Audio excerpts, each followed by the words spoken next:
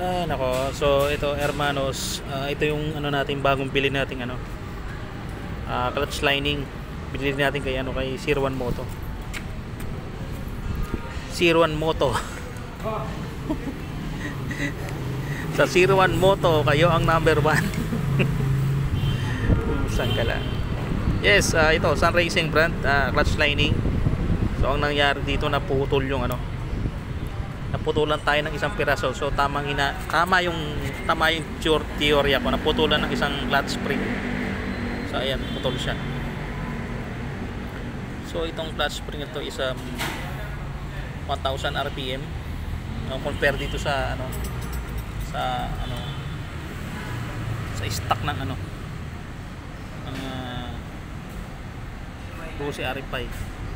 Mas ano siya, mas makapal.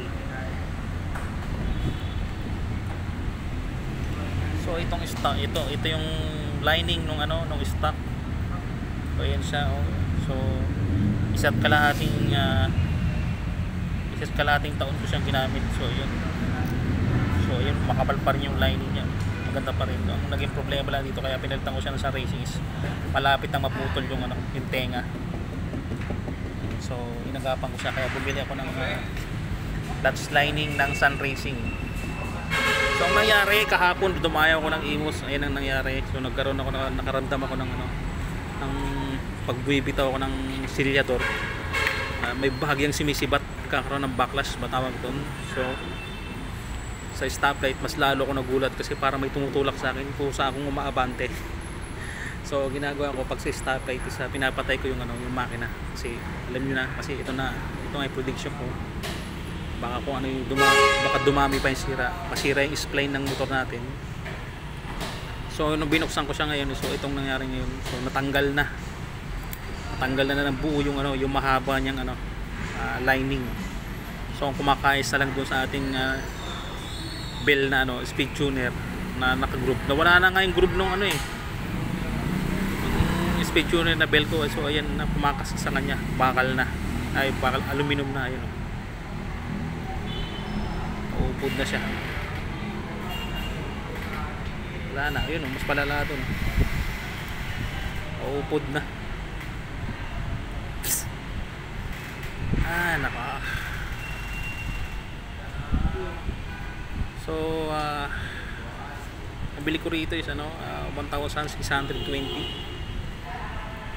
Binili ko ng ano, June 5. Hindi, June 13, 2024. So i-correct ko lang yung sinabi ko na ano, isa't kalahating buwan, dalawang buwan ko siyang ginamit. So ito na nangyari. Tinalo pa siya ng stock. Yung stock is ano, isang taon kalahati kong ginamit. So binalik ko ulit, bumili ako ng bagong ano, hindi kagandahan na ano, yung TG600 lang ano, na clutch lining, yung TGT ba yun? So yun na siya. So tignan natin kung mag-ano pa, ikot pa yung gulong. Start natin.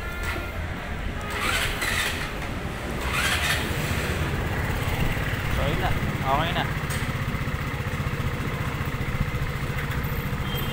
Tulad kagabi, hindi mapigilan yung gulong pusang umiikot. So ang gagawin ko dito is gusto kong i-revive tong stock. Ano ko siya, mag-aanap ako na mag-weld dito, papaweld natin. Kung muro lang pa-weld is pa-weld, tapos pa-reband. Palagay ko okay pa to, di ba? Okay pa yung lining nito makapal po. Ayan po, makapal pa siya, maganda pa. Ang naging problema ko lang nga dito is ano, yun nga, malapit nang maputol yung tenga. So tignan ko kung may pa-reband ko pa to, tapos bibilang ko na lang ng ano, ng bagong ano. Ay, meron naman akong ano, mga spring ngayon kasi nga ba naman yata sila.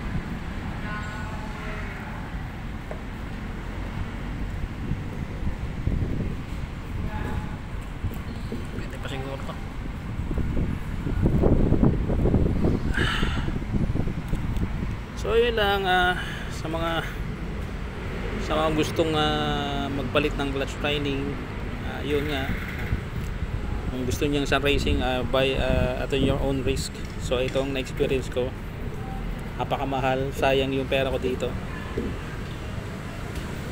Sun Racing, never more. Never again. So yun lang, maraming salamat. Disclaimer lang ulit, disclaimer muna.